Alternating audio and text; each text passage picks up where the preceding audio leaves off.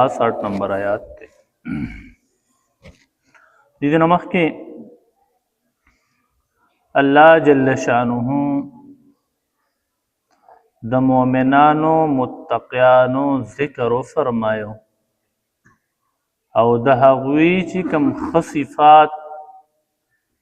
د اعمالو په ذریعه سره چې دی به نیک اعمال بکي د هغوی ذکر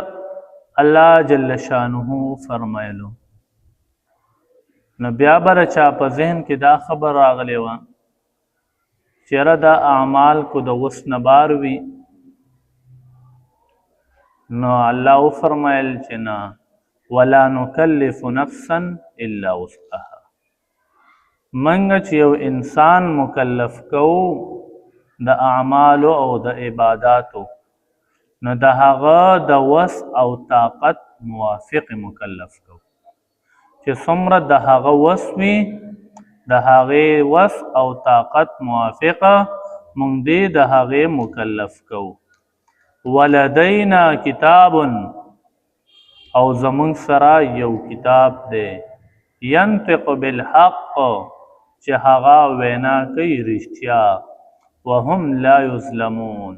او په دې خلکو به ظلم چې دی نو دا بنه کېږي الله فرمایي ووضع الكتاب فترى المجرمين مشفقين مما فيه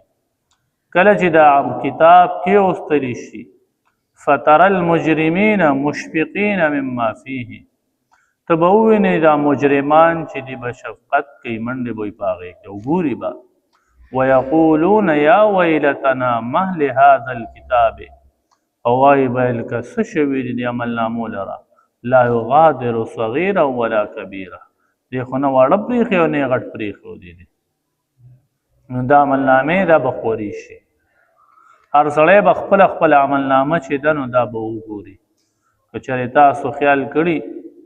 اسکولونو کې چې کله رزلټ وځي نو غو نتیجه وته په دیوال کې یا په بورډ باندې ولګي هر سړی راضي او خپل رزلټ چې دینو دا چیک کوي نو دا رنګ به د قیامت په ورځ به هر سړی خپل عمل نامه چې دنو دا به خپل باندې چې کوي چې د قسمې کړی دي فرمایي بل قلوبهم فی غمرة بلکې زړونه د دوی د غفلت کې دي د پتیرو کې دي غفلت کې دي من هذا د دې کتاب نه یا د دې نیکو اعمالنا د دې زړونه په غفلت کې شوي دي د دې زړونه په تیارو کې دي د قرآن نه یا د وحی نه یا د نیکو اعمالنا د دې زړونه په تیارو کې دي او یا د قیامت د دې ورځې نه د حساب کتاب د دې ورځې نه د دې خلکو زړونه چې دي نو دا په تیارو کې دي ولهم اعمال من دون ذلک او دوی دپاره اعمال دي د دوی نه علاوه چې هغه ګناهونه دي کفر دی شرک دی نور غټ غټ ګناهونه دي هم لها عاملون چې دوی هغې لره کوونکي دي حتی اذا اخذنا مترفیهم بالعذاب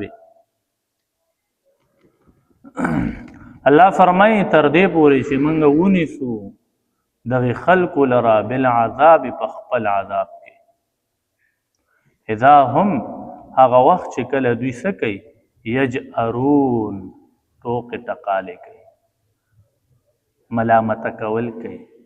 الله فرمایي لا تجأروا اليوم نن ورځ چې دی ګورې پناه نشته دی بچ کېدل نشته دی انکم بېشکه تاسو منا زمونږ د طرف نه وه یعنی زمونږ د عذاب نه به لا تنصرون ای لا تمنعون تاسو به نشئ منع کولی یا زمونږ نه بس تاسو څوک امداد نه کوي چې تاسو څوک امداد وکړي او د اور نه مو خلاص کړي قد کانت آیاتی الله فرمایي تحقیق سره دا دي زما آیاتونه تتلا علیکم چې دا لوستلی کېږي په تاسو باندې فکنتم علی اعقابکم پس تاسو په الټه خپو باندې تنکسون د دې نه اعراض کوئ مستکبرین الله فرمایي دوی تکبر کوي او مشرکین مکه به تکبر به څه خبره باندې مکو نو دې کې ضمیر راجع دی دا به دا هی ضمیر راجع د حرم ته بیت الله ته چې د مشرکین مکه به تکبر کو او وی بیلې په دې باندې چې غرور به کو چېرې موږ د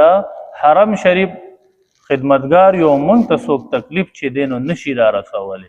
الله فرمایي دوی به تکبر کو په دې خبره باندې او دا خبره مشهوره هم وه یا دوی به تکبر کو به په دې قرآن باندې سامرن څه کوي وي دا خو بېهوده خبرې دي سامرن تسمرون بعضې معنی کېږي وي دي تکبر کوي او تسمرون د تسمر ویلې کېږي د شپې قصو ته او دوی د شپې قصې کوي او کفار مکه چې دي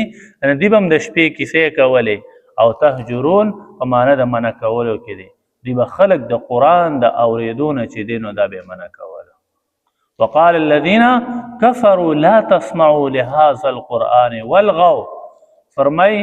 وی چې خلکو تاسو دا قرآن ما اورئ کله چې دا ویلې کېږي نو شور شغرق کوي شور کوي ما اورئ دا قرآن نو دغه قصه ګو یا دی د پیغمبر علیه السلام یادوي چې دی تکبر کوي او یادوي د پیغمبر علیه السلام لره چې سامرن دا خو قصه ګو دی دا څه دی قصه ګو دی تهجرون او دوی د قرآن نه اعراض کوي قرآن نه اوري یا معنی داسې کېږي چې سامرن په معنی د واعظن کې راځي چې دا قرآن دا ویونکي دا واعظ نصیحت کوونکي دی او تهجرون دا ټول خلک د قرآن نه چې دی نه دا اعراض کوي نو څنګه چې مخکې خلک د قرآن له بې توجه د ورکوله نو دغه رنګې اگر چې د دې زمانې مسلمانان دي خو قرآن ته هغه رنګې توجه چې ده نو نه ورکوي لکه څنګه چې به کفارو نه ورکوله څنګه چې به قرآن ویلې کېدلو هغوی به شور کو نو دغه رنګې دې زمانې مسلمانانو هم قرآن به ویلې کېږي او شور شغرب به وي